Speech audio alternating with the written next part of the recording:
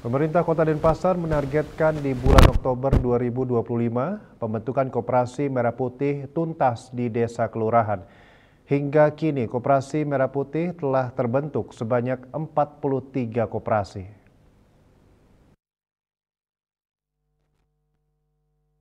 Keberadaan Koperasi Desa Kelurahan Merah Putih di Kota Denpasar terus mendapatkan perhatian serius dari pemerintah Kota Denpasar.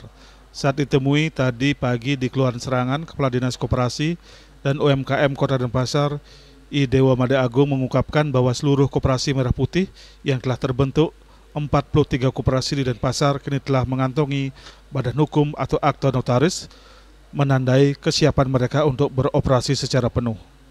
Menurut Dewa Made Agung, dari total 43 desa dan kelurahan di Denpasar yang membentuk Koperasi Merah Putih, Desa Tegal Harum telah ditunjuk sebagai desa percontohan di tingkat kota. Secara struktur, Koperasi Merah Putih tidak jauh berbeda dari koperasi yang telah ada. Yang membedakan adalah model pendekatan kelembagaannya yang lebih terintegrasi dengan program strategis nasional.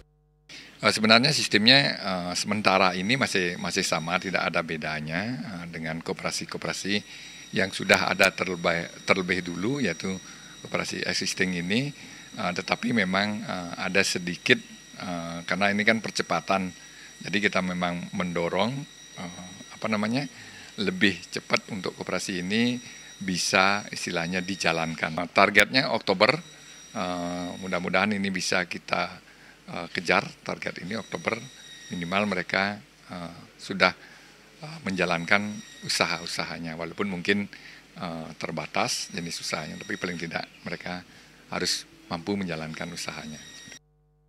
Dewa Made Agung berharap Koperasi Merah Putih ini menjadi pusat ekonomi, dapat segera beroperasi optimal, mendorong perekonomian lokal, dan meningkatkan kesejahteraan masyarakat desa dan kelurahan di Kota Denpasar.